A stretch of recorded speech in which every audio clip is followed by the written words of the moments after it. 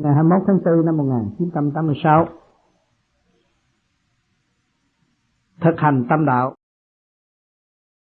Điều thứ nhất, nhịn nhục và cần mẫn. Nhịn nhục là mình phải mở tâm nhường cho tất cả mọi người, và cần kiệm, mẫn cán, làm việc siêng năng, không chán nản. Điều thứ hai, dứt khoát thất tình lục dục, không nghĩ đến sự động loạn, gia can. Nếu chúng ta dứt khoát thất tình lục dục, chúng nhiên hậu chúng ta mới thể cứu được cửu quyền thất tổ. Nếu hướng một bỏ hai là tu hoài không tiến. Chúng ta hướng thẳng về tâm Phật, tâm Thượng Đế lớn rộng đại gia đình vì chúng sanh. Lúc nào cũng vui vẻ giải tỏa những sự phiền muộn lôi cuốn trong ngũ tạng và lục phủ của chúng ta. Điều thứ ba, tha thứ và thương yêu. Bất cứ một ai phạm lỗi đến chúng ta phải giàu lòng tha thứ và thương yêu.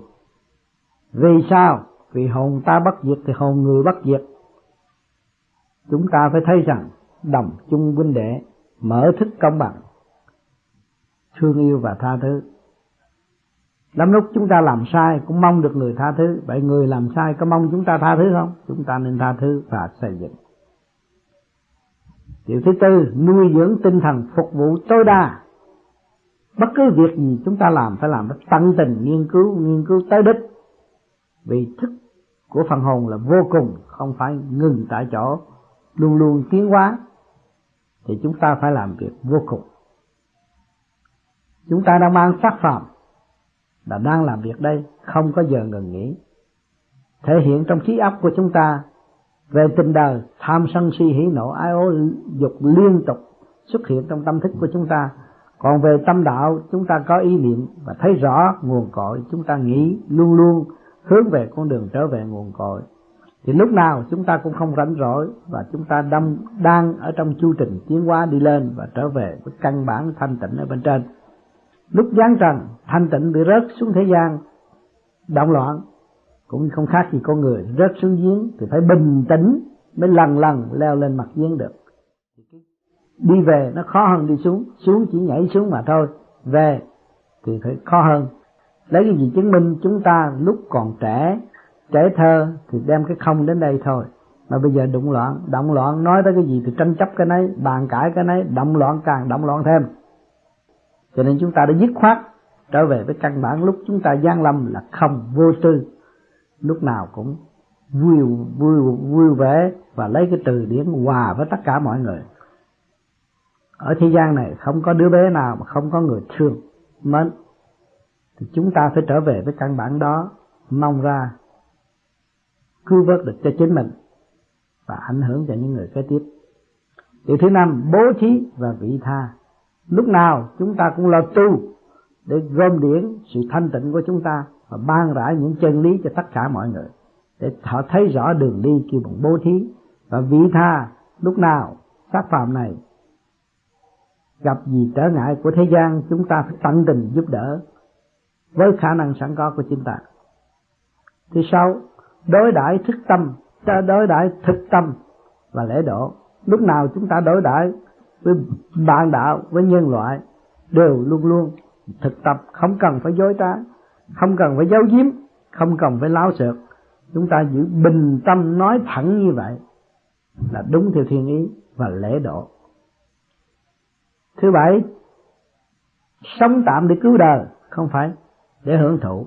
Chúng ta đã ý thức được cái sản xác này cấu trúc bởi siêu nhiên mà có, thì chúng ta sống đây trong định luật sanh lão bệnh tử và khổ, chỉ tạm mà thôi, chứ không phải để hưởng thụ. Nếu chúng ta hưởng thụ được thì chúng ta đâu có còn phải bỏ xác.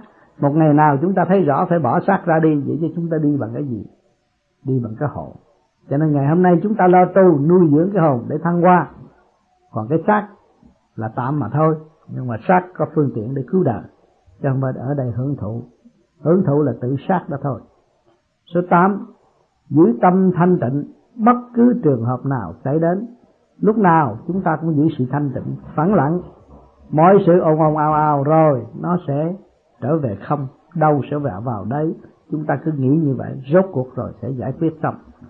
Các bạn thấy rõ mưa gió bão bùng nguy hiểm, rốt cuộc rồi đâu cũng vào đấy.